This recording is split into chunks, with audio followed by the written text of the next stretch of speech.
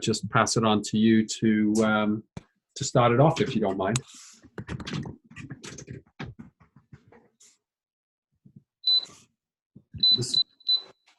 So Hiroki, if you could start off, I think we've got critical mass here. If you could get going. Hiroki Nishi is from Keio University and is going to talk about the smart city work that they're doing around Tokyo. Thank you very much for the kind introduction. I'm Hiroki Nishi, professor of the Keio University, and also I'm a chairperson of Misono Town Management Consortium. So it's my pleasure to talk about our smart city project in Saitama City. And this time I want to focus on the information bank and data services in the Saitama City. So please download my updated slide from this link here, please. Okay, so let's get started.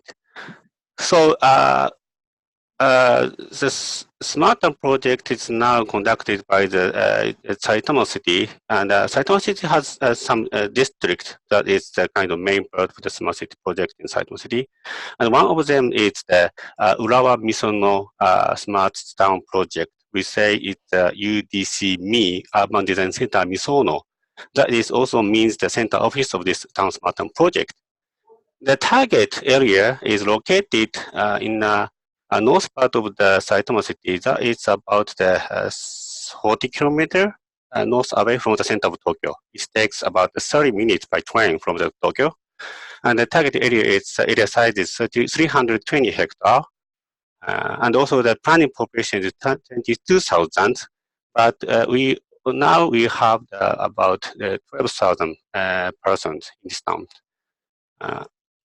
And so we conducted a consortium, as I said, as a member of the consortium listed here, a local government, Saitama City, and academics, and also the local companies and the major companies, including cellular phone network providers, and also the gas company, electricity company, retailing company, and the e-money company, health monitoring company, Panasonic, Mitsubishi, this kind of major companies also included as a member. So the main target of this UDCMi is to design a smart data infrastructure. So what is the purpose is, first one is to build a smart data services. So also the data service means data service based on the secondary use of private data. One want to use the citizens' private data to provide the smart data services. To do that, we have to say that we need the data anonymization to prevent revealing private information. And also we design a smart city information platform to design and also provide the smart city services. So the aim is to provide flexible service application. And also the data and IoT devices are encapsulated by using a data anonymization infrastructure. I will talk about this later. And also network traffic management at the edge is also conducted by using this information platform. And another important point is the vendor consumerization management. So to provide this kind of secondary use of private data, that we also have to control the data transaction by the data provider, that means the users. So that generally the vendor manages the consumers for providing services. This is the general way. But to provide the private data, the consumer has to manage the services of vendors for controlling the private data distribution. That's a very important point. So we implemented BCRM in this platform.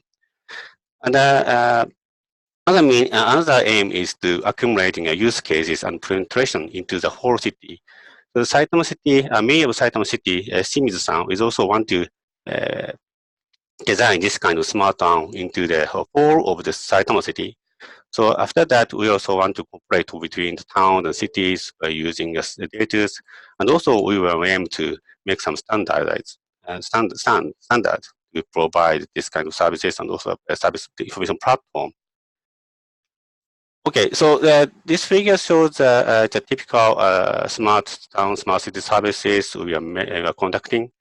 So here it shows kind of commercial area will provide an e-money card. The one is very famous Imani card in Japan. It is managed by the Aeon. Aeon is one of the biggest retailing company in Japan. And also Tanita, that's also a famous company providing health services. They provide this kind of activity meters. And we can monitor the health information and also the activity levels by using these small devices. And in the town area, we implemented a smart home. I will show the detail of the smart home here by using this figure. We implemented it's a very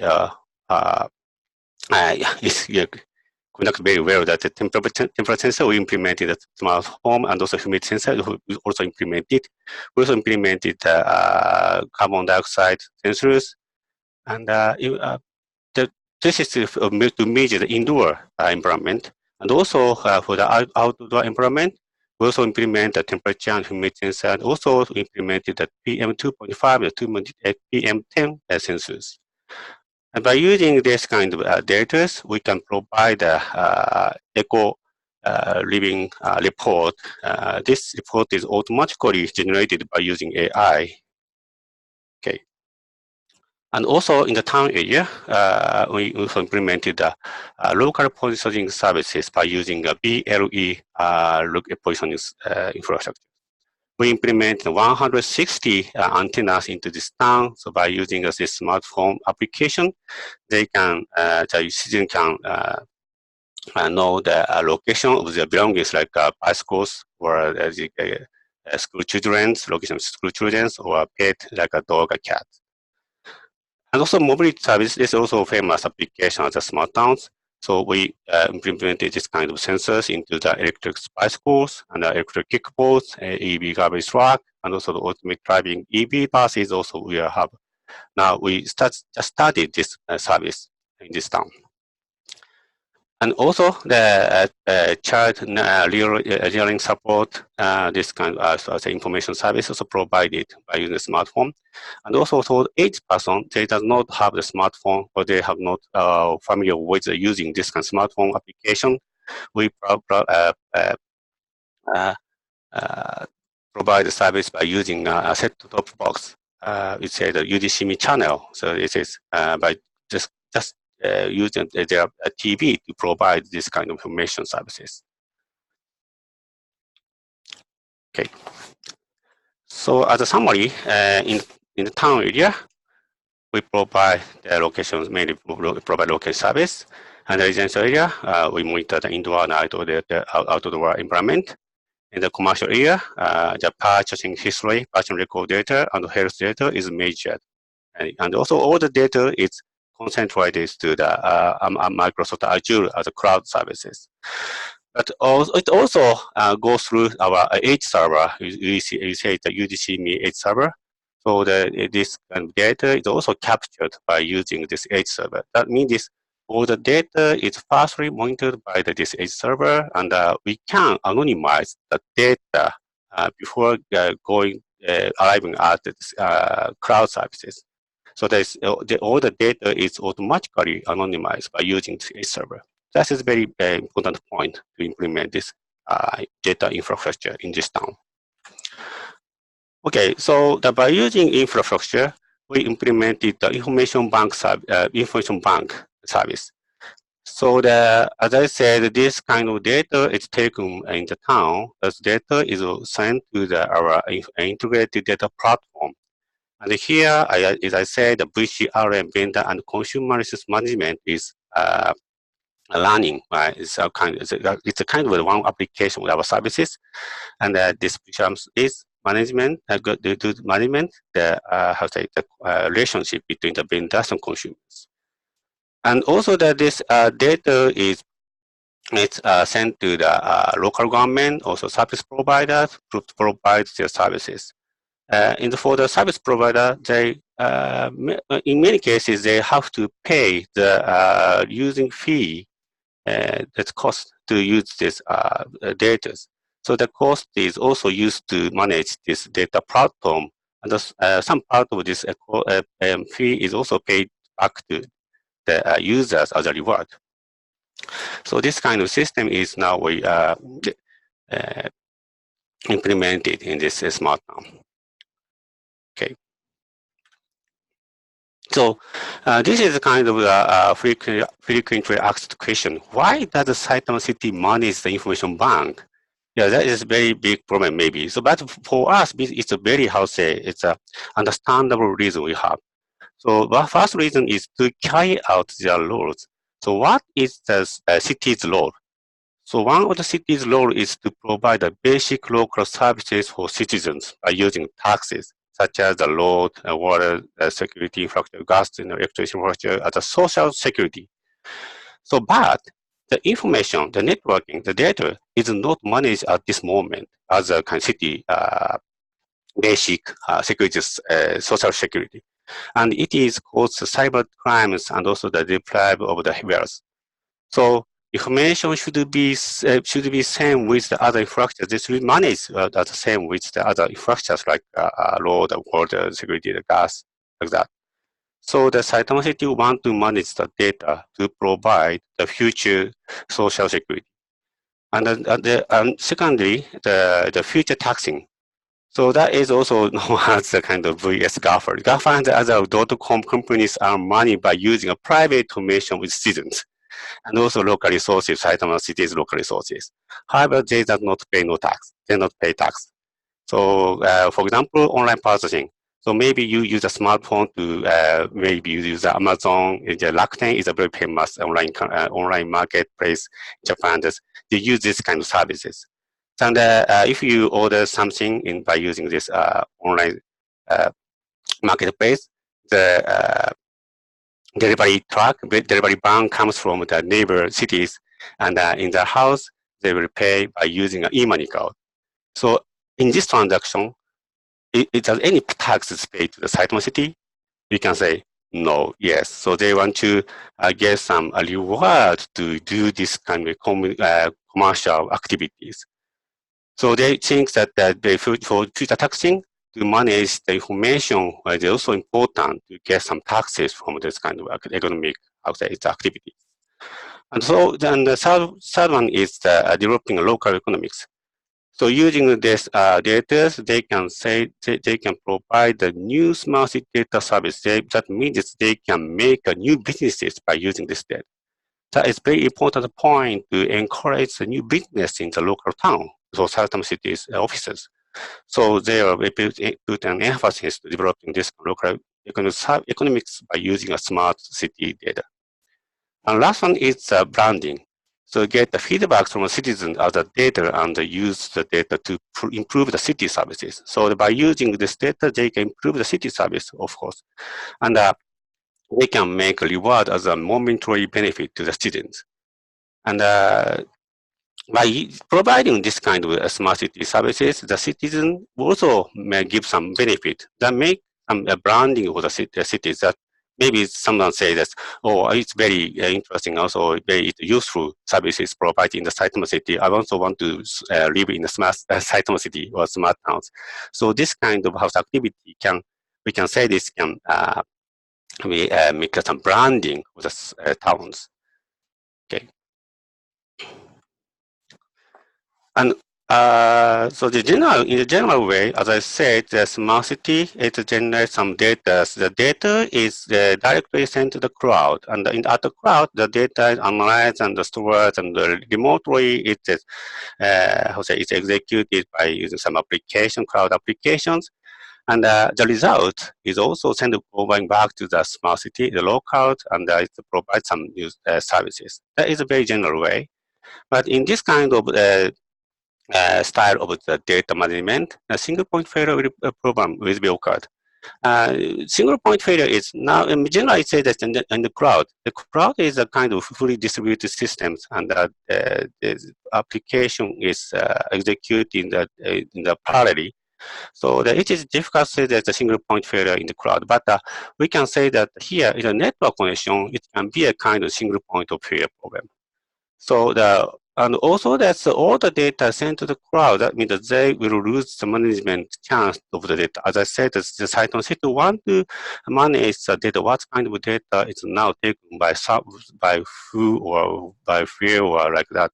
So they want to manage this kind of data transaction, but they cannot do this kind of management by using this kind of general network style network infrastructures.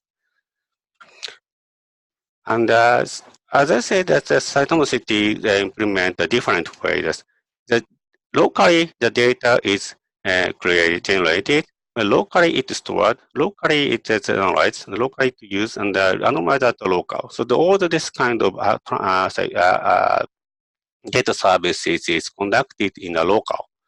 And the cloud also do the same things, of course, but globally analyze and store at remote. That means that cloud also do this kind of thing, but this local services and cloud services are perfectly different.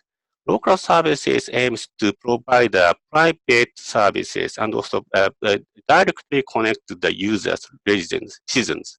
But cloud, the target, the global service for the 4 cities or 4 towns like that. So if you you can select both.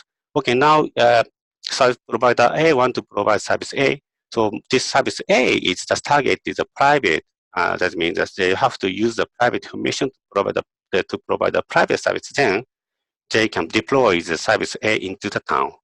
So service B just aims to provide a more global service like it's average, data management for all the citizens like that. Then the service B will be executed in the cloud. So this kind of position of the executing the service application is also become more flexible in this infrastructure. So in that meaning, the private data can be encapsulated in the local area. As I said, their data is generated here, but by using edge or fog computing services, we can directly anonymize all the data at the edge or fog, and this anonymous data is sent to the cloud. So the cloud can provide more global services by using this anonymized data. Okay, so the this kind of service provisioning hierarchy can be designed by using this infrastructure. And as I said, the data anonymization is very important services. And at the data anonymization, we also provide watermarking services. Why we use the watermarking services is we want to embed it. It's a metadata. The metadata means who is the provider of this data, who provides this data, and when is the data provided, and to whom, who uses this data, and what object is the data, and also the contact type of this data, what providing services. This kind of information is embedded into the anonymized data as a metadata. So the metadata works as the deterrent for the illegal data, and it's indispensable for the act of the protection of personal information. It's a kind of the guideline of the Japan's law about using private information. So this kind of metadata is very important to make some contract to use this data to provide services, and also when someone is illegally reveal this anonymized data, but we can distinguish who is the user and when it's provided, who have to use this data. So by taking this metadata, we can give some protection to illegal revealing of this kind of private information. So I'm sorry, this is a video stream of this information bank project as a TV program. So that we implement a private information bank in the town. And we get them to the data to the information bank and provide this data to the companies. Companies provide us services to the Midwest, and they can get some rewards. And this is the Eon's supermarket, very big supermarket. He's a Mori who joined this project, he provided his private information such as patient history and so health data. And this data is stored in the information bank. And the information bank, as you send this data to the service provider as a return, he can use the Gymnaria at the half price. This is a kind of typical service style of this information bank. I'm sorry.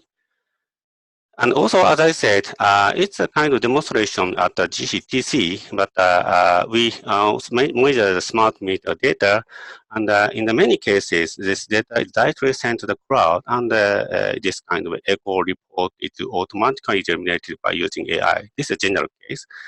But by using our infrastructure, this smart meter data is sent to the cloud, but at the edge of fog computing systems, we can anonymize the data, and also the watermark printing is achieved in the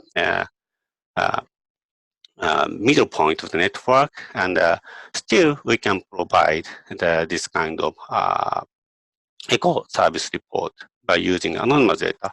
Of course, if you provide this application into the edge of fog area, we can directly use a private information at this edge or fog computing systems. This is also this is a video. Please check our slide on our web, Google Drive.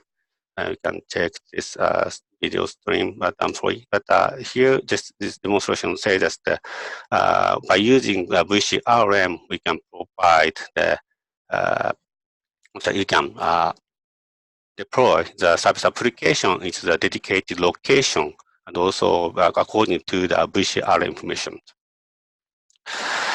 And so this demonstration also shows AI-based echo report services.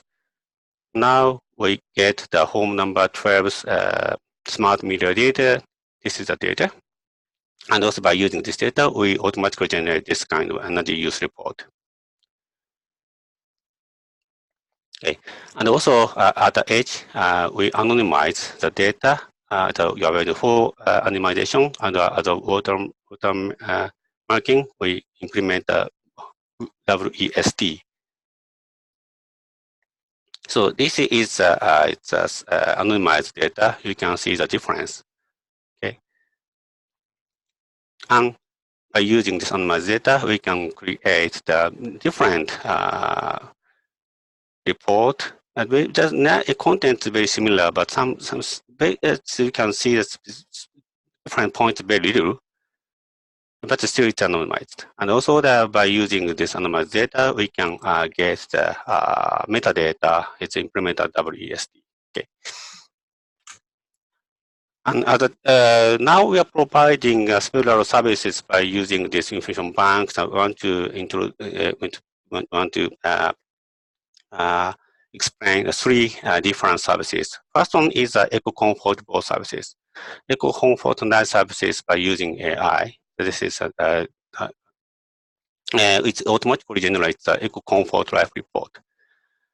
And in this point, there's a new point of this services is behavior change is automatically detected using a sensors, and the report and the report is generated according to the behavior change.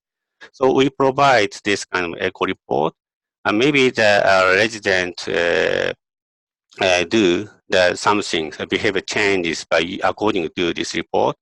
And this behavior change is monitored again by using sensors in the smart homes. So the behavior change detection also affects to the these nudge services. Okay, someone we report, the report says that you have to turn off the light in the night, in the midnight like that. So then someone, the resident do the behavior change, and this the sensors can detect this kind of behavior change. So then this house resident do the something according to the this report, then the report will be changed. So now you do the well under something like that.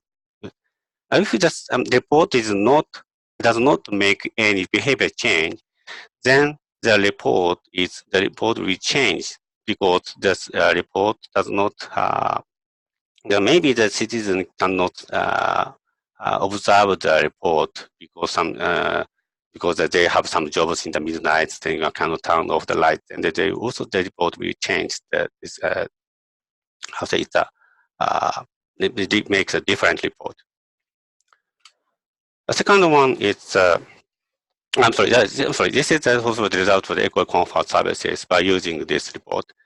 And by providing this report, 60% in eco activity instruction and 85% in comfort activity instruction satisfies users according to the questionnaire. So that means it's a very good result that we can say that this percent very good. And also this figure shows the reduction the power consumption. And before giving this kind of report, average of the power consumption per day is about 15 kilowatt hour. Now, after providing this report, this is reduced to the 12, around 12, so we can reduce about 20% reduction we can get. And also the effective temperature, we can comfort levels improved, especially for the household in the risky area here. So around 30 Celsius, around 90 Fahrenheit.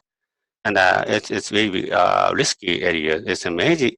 In many cases, the aged person living this kind of, the risky temperature. But they change, they do the behavior change to live in more comfort levels. And that is can say that this report can also very useful to provide comfort living styles. And next one is housing performance evaluation for the Green New Deal. So Saitama City has started the Green New Deal services following the United States and the England model. So this Green New Deal services is the city or investment company achieves improvement work for the housing performance firstly, and after that they get return by the deduction of HVAC cost. So as a to improve the house performance, the city or investment company change this window to the pier glass window or heat isolation reinforcement how to implement is also conducted their houses. But the problem is how to select the houses that should join this GND program. So in the England case, this England case model is known as failure models because they pay much money to select these houses. So we need a very simple evaluation method to select the houses. To select the houses. So we use the small sensors or temperature sensors and also the AC power consumption sensors. Just only implement these two sensors is enough to measure the house performance. So and also we have to get average data. This data is taken by the anonymized infrastructure in this town. So all the data can be that required data can be taken by use this kind of small sensor and our infrastructure. By using this data, we can successfully measure the UA value that is a typical house performance value. By using this data, we can select the houses that have to join these GND services. And last one is positioning services. Ordinary services is we want to provide location positioning service for the bicycles and the school children. But we also provide this data to the service providers, and also the resident can also use this data. And some resident has very skillful to make some programming, computer programming, and so data management. And so there's some citizens also implement some new services. So the one is a working mileage program. This is provided by the Eon. Next one is the trajectory analysis around the station for designing the optimal flow of the bicycle and the pedestrians. So that is provided UA. UA is a real estate company in this Saitama cities. So they use this data to design in the what this town, especially focus on the stations. And sudden breaking point detection and improvement is also conducted by using data. So we can get sudden breaking point by monitoring the low position time series positioning data. So if the speed is drastically changed at a point, and also this kind of change is frequently occurred at a point, we can say it's a point very dangerous in the town. So that we want to make some improvement to install some new signals or some kind of signage is will be implemented this kind of cross point or some road of this point. This, and also this is a future work. So we want to provide new services like this, showing this figure. So now this data is captured in our information bank, but we do not provide the real-time data. So we want to provide the storm data in this platform. So that means that if the kind of temperature data is maybe sampled by every minute, so the directory, this kind of captured data is sent to the service providers. So in the future, we can provide this kind of storm services. The next one is the easy service development. I'm sorry, this is it's a return, but the system recommends the appropriate dataset for the providing a service by finding a similar service on the dataset from a using history. So this is very, I would say, also it's a very well asked question that the service provider want to know the what kind of data we have in this information bank. So that they will know about what kind of service they want to provide, but they do not know that what kind of data is needed to provide their services.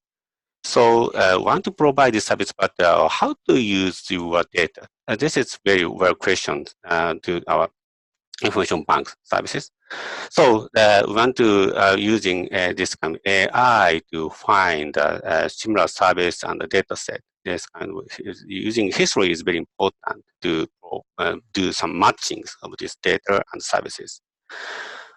And last one is if feature is, as I said, that we implement the edge and fog computing systems, and we monitor the data transaction between the IoT systems and also the cloud.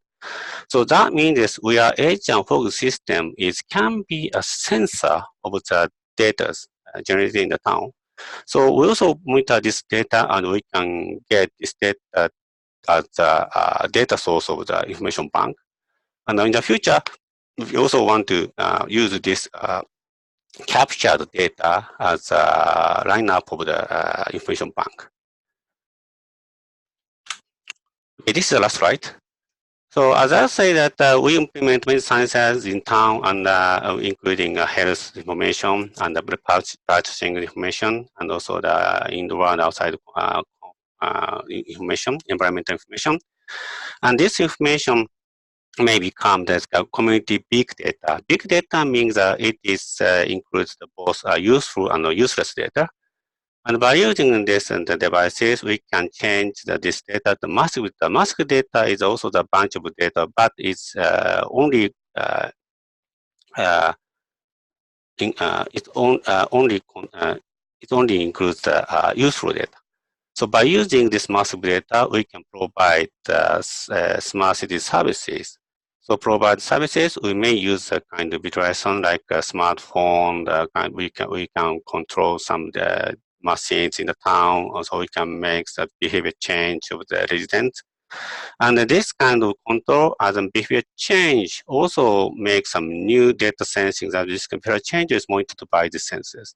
Again, this by using data, we can provide services, and this kind of data cycle is designed in the town.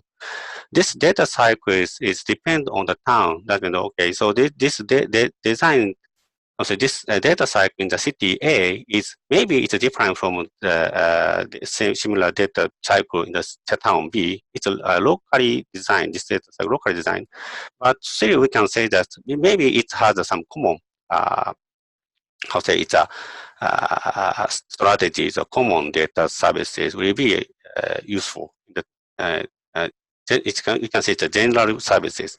So we want to know that what kind of data is more can be more general service and what kind of services can be more local. So that this kind of how say it's a data cycle is very useful for providing a smart city data services. Thank you very much. Thank you, Harold. That was really a very broad set of items. This and very interesting. You talked about the integration of these services, and I'm interested in the citizens' experience in accessing all of these services. Are they available through a single application, or are each of these services do they each have their own access application? Have you addressed the sort of integration at the citizen level? Yes, we provide the API to access this information banks on the local company and also major company. Also the citizens can access this data by using this API. But then at this moment, just we provide API. That means they have to have a skill to make some complete applications. So we also have to provide more easy way to use this data. Yeah. That's interesting. And the application they use at the moment, I mean, that would mean if there's a good API, that would mean you could have a city application, or a company could provide an application that would find these services. Is that correct? Yes, right. Yeah. Very, very interesting. And the APIs you're using to discover and to access these services, are you standardizing those? Did you use standard APIs? Where is that information coming from? Yeah, thank you. That's a very important question. So this project started 5 years ago. At that moment, we don't have the standards. Yeah, so we originally designed this API, but now we have a 5 year as a kind of the candidate standard for this kind of API. So we are now shifting to use the standardized API to provide the data. Yes, now we also have a plan to change our API to the more common API. Yeah. Got you. So you are working with the Fireway group around aligning with... Yeah, we also discussed about this with the NECs, and now we have a plan to use the more common APIs. But we are now learning about the common API, or mainly focus on the TM forums and the Fireware. But we also understand that our customized APIs, it's a different, 5 different for their providing API. So that now some companies also start to use our API to provide the services. So now also coexistence of our designed APIs, also the common APIs like Fireware. So let me think about that. But anyway, so that we have a plan to shift our API to the more common APIs. Yeah. I think it would make sense, and Sakura, please feel free to jump in here a little bit, but I think it would make sense as one of the functions of the GCTC to have a regular meeting when we get together and to talk about this. I would agree that we're too early to force everybody into exactly the same API, but I think coexistence and a trend towards commonality. Don't want useless differentiation, right? You have to have some differentiation, or you stifle innovation. You want to encourage that. I like the way that Marty Burns sort of framed this around the idea of these principal points of interoperability. A few places where we have to have interoperability, or things not portable between cities.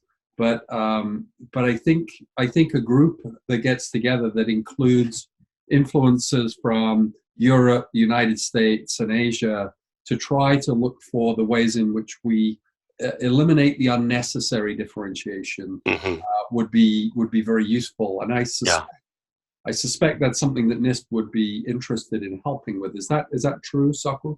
Yeah, thank you. It's a very important suggestion. So yeah, I agree with that. Yeah, I'm sorry. Yeah. No, I was going to say So the overall concept is very well aligned with the pivotal point of interoperability, and personally, I think the API can play an important role. Yes. In tying up those PPIs. So this is actually a very interesting discussion because there are a number of existing platforms out there that are used to buy smart city deployments. And obviously, we cannot standardize everything. I mean, that's just not possible. And especially, we cannot standardize algorithms or any the functionalities of each building block. However, we may be able to at least have a list of available APIs or interfaces to make it a little more general, interfaces of functionalities, and how they implement the functionality is up to each company or each city or whatnot. But as long as we can have a certain understanding about the existing APIs or interfaces, then maybe we can just start by collecting them instead of forcing everybody to use same API. We just say, hey, this is sort of like APIs being used in these kind of building blocks. It's very similar to the descriptions of the programming languages in object-oriented programming. I'm sorry, I'm getting probably too much in details of the technicality. If you look at object-oriented programming, you can reuse a lot of these building blocks. The way you do that is you publish the interfaces and embed them inside of those building blocks, because anybody can just simply look at the interfaces. They don't have to look at how exactly the functionality works inside of the building block. And that's probably one way to do it. I mean, standardization is important, but first step of standardization in many cases is reusing or replication or reuse of existing building blocks. Maybe along that line, I think that's worth exploring inside of GCTC or any other opportunities or venues. Yeah.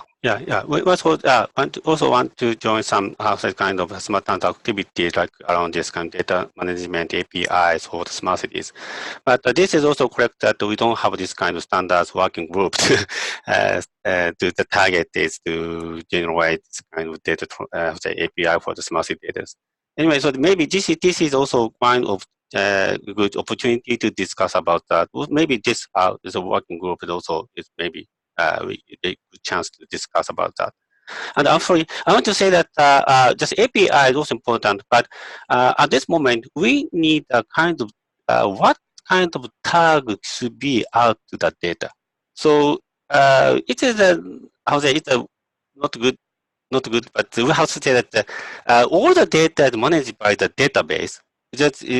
Where we use the kind of SQL command. So we can say that if we provide SQL services, which is common APIs, but by using SQL, it's okay. But what kind of tags we have to give to the data? We monitor the temperature. Yes. Right. But what kind of tag we have to give the temperature? This is very important and also the complicated problems. So MQTT say that the topic should be given to the data. Yes. So is there any rule to give the topic? No, there's no rules. Just say this URI, the topic. So we need a rules. Yeah. Yeah, it's always important. I mean, you're actually talking about another important topic, which is the syntax of the data. Yes, right. Yeah. Yeah. So grammar of the data is SQL is widely known. Whether that's the best grammar or not is up for discussion, but at least that's broadly used. But what is the syntax? How do you tag and how do you represent the content of the data that you are trying to accomplish? So, well, if I make a suggestion, I mean, again, this is just brainstorming, right? So, one thing, this group that we are having this call right now, one thing that we may want to consider is to dig a little bit deeper and figure out what could be the role of this group in terms of collecting and either documenting or collecting or even promoting certain set of APIs and also data semantics. I mean, those two in the world, I mean, of any world of advanced technologies, if you have interfaces defined and if you have the semantics of the data defined, then you can actually do a lot of things. I mean, if you and we may not need to define completely new one. It's just a collect and make them available and just like object-oriented programming. And I know Fireware has been working on these kind of interfaces for a long time too. So they have their own. Again, it's a brainstorming, and that could be. And then as a GCTC, we can certainly work with this group. I mean, that could be one of the links that we can establish between this group and GCTC. Thank you. Yeah, we really need this kind of guideline to naming rules. But if we implement this kind of guideline, we can also provide our smart town data to the GCTC or other cities. Maybe this is very we can make some collaboration with other cities to provide the new services by using the common naming rules. Yeah. Well, this is completely outside of the scope of what you have in mind. If that's the case, sorry. If that's the case, sorry, I'm talking too much. I wanted that discussion. I mean, I think there are several pieces this raises, and I do think we should be trying to get discussions on these topics across nationalities, right? We're all trying to build businesses that where we get enough scale that the businesses make sense, right? And that requires multiple cities, whether they're between, in different countries or whether they're, whether they're all, we just need to get some scale. And if every city is unique and all the APIs are different, then everything is just a consulting job and exactly. And it doesn't work. So I think this is one of the functions we could play. There is another activity, and Jacob, I don't know if this ties in. We're talking here really about live data for the city's use, but to some extent, we could consider this to be part of the curation task we're talking about with Johns Hopkins and Portland State University and others, that defining what the standard data APIs are for different domains would help us with that curation task. Does that make sense to you as part of that effort? Yes, absolutely. And I think, as we had said earlier, the universities and, their library systems are in a unique position to have trust. And you're going to want that in whatever entity you're using for this. And if I throw in one more piece of the equation, NIST is in a unique position that we can formally participate in a lot of the international standard bodies, say, and then that's the role. Sometimes it's a designated role, legally approved role of NIST. So, and in many cases, what obviously NIST cannot dictate and define standards, but what it can do is always we can make suggestions, recommendations. So if this type of API or data semantics, I'm sure there are already other activities going on, become more formalized and we know what that is, then NIST can sort of become a funnel or become a pathway to bring it to a broader international consensus body. Maybe I'm talking too much in the future, but point is, I think that's an interesting piece of equation to consider. And from the business perspective, I mean, once you define this type of the API, I'm not saying, when I say define, I'm not saying we create a new one. We are saying that we understand what's out there and how to put them together to make solutions. And we also know the semantics of the data that can be collected and stored. And suddenly we have a lot better picture of how to monetize and how to create more businesses based on it. It's much better than saying that, okay, it's out there and we can use any of them. I mean, yeah, in theory, you are right, except that when you say it's out there, we can use any of them, that means we don't know what's out there and how to actually structurally incorporate them. So I think there are a lot of things that we can go by looking at those PPIs, that, you know, for the lack of better words, in terms of the APIs and semantics of data. So I think this is good. I think you know, we've been working on getting a group together to look at data curation, and I think there are two tasks that you're outlining here, Soku, and I think they're both valid. So one of them is the task which is more the curation task. It's understanding what is out there, what the APIs are, who's using them, where they're using them. That's sort of more of a curation task and an understanding of what's being done. I think there's also the task around, if we were asked, if as the GCTC we were asked, or if as individual members of the GCTC we were asked by a city how we would approach this, that we had some recommendation that was not, oh, they're all out there, go use them. We might say, yes, we have a group that meets to talk about transportation data on a regular basis, and the recommendation they would make as to which path to follow is this one. These other paths exist, but if you're asking for a recommendation, so as we start to guide people towards a commonality rather than a plurality of interfaces, that doesn't mean we would get in their way if they said, oh, we've got a particular need to do our transportation data this way because it gives us these additional benefits. Then we should, as a group, look at what they're doing and see if we can incorporate that into our recommendation, so as we're, you know, once again pulling things together. So I think there's the curation task and there's the guidance task, because I think in absence of some form of guidance, there's no help for the city in just pretty much randomly picking, you know, oh, they did that in Boston, I'm going to do the same thing, or they did that in Austin, I'm going to do the same thing, when it would be very helpful if we could say, you know, having looked at all of these different APIs that are out there, we would recommend the following ones, maybe for the following reasons, right? They enhance privacy, they enhance interoperability, they're broadly used, some set of criteria. I think both of those would be good. Yeah, and that's to start it. What it's actually what you need is pretty simple. Most of these either companies or standards or even platforms have some kind of API documentation, and ideally these API documentations includes obviously the definition of the API, but what type of data is inserted and exported out of the API, and then what is the description of the functionality of the building block that is represented by the API.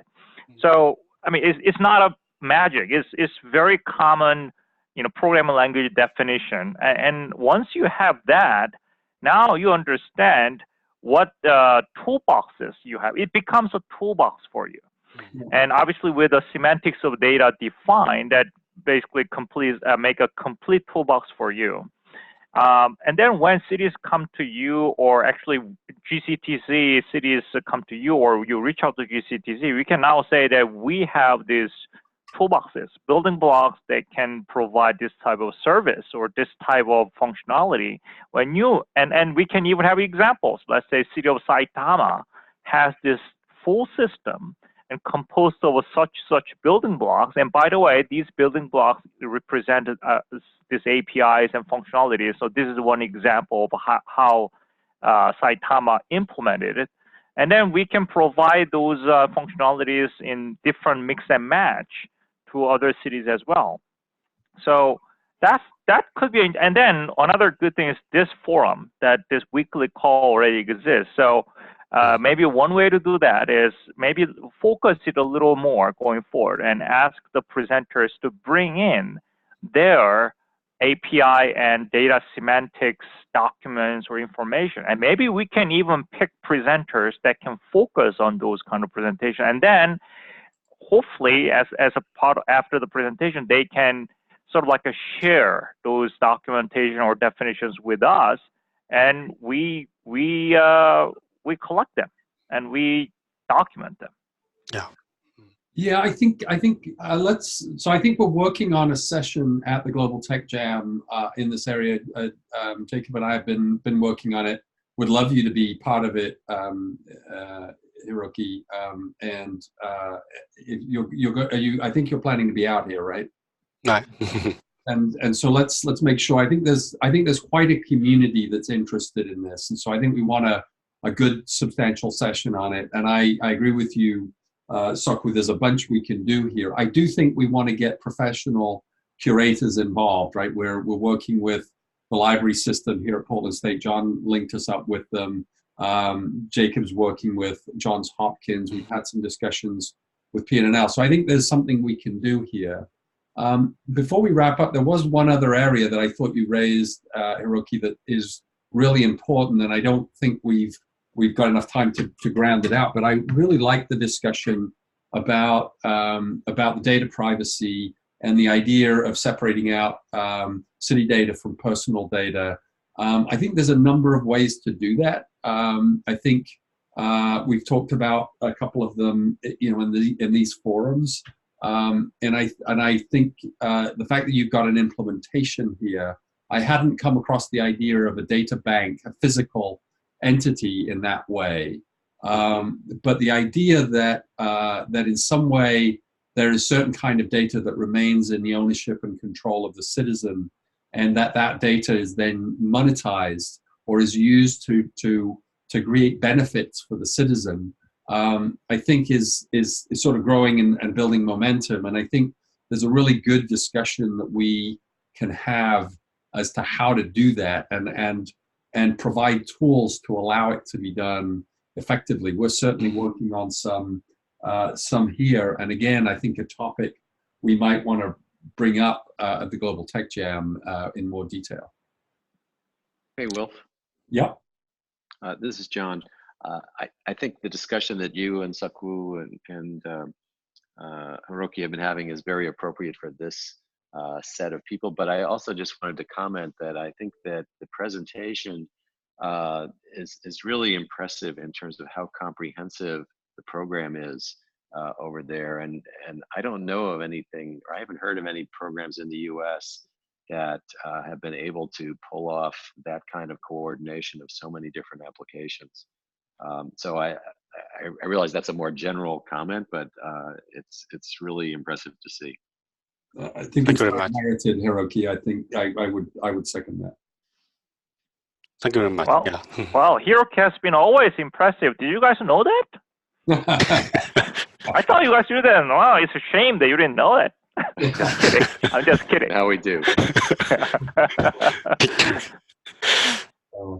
Yeah, I also think it includes a very important process, the whole vendor management scheme. I was waiting for that to be brought up as a topic. I think that's the privacy of data for citizenship control and the city control, but vendor management, that's very... Yeah, it's very interesting, isn't it? We're going to be picking your brains a lot over the next few weeks, Hiroki, and very much looking forward to you being out for the Global Tech Jam. I think you've laid down the gauntlet. I think there are some really interesting projects that might compare with this in Europe, and I'm hoping that we can bring them together too. And it sounds like you're actually already quite well aligned with some of them, because they were also working with FIWARE and the standards that Esri and others are defining for the various verticals of data. And so I think there's already some work that will help us in both the curation task and the alignment task. But I do think that there's a real task to be done there. And if we can do it, on an international basis, I think it'll start to help us all a great deal to get some understanding of what's being used, what the various advantages are, and how to align it. And I agree, Stan. I think that's a very good point about the vendor management, which I think ties into it's not the same as, but it does tie into the API issue, and the two of them together is very powerful. It's very cool. Hiroki, thank you so much for doing this. I think it was really excellent.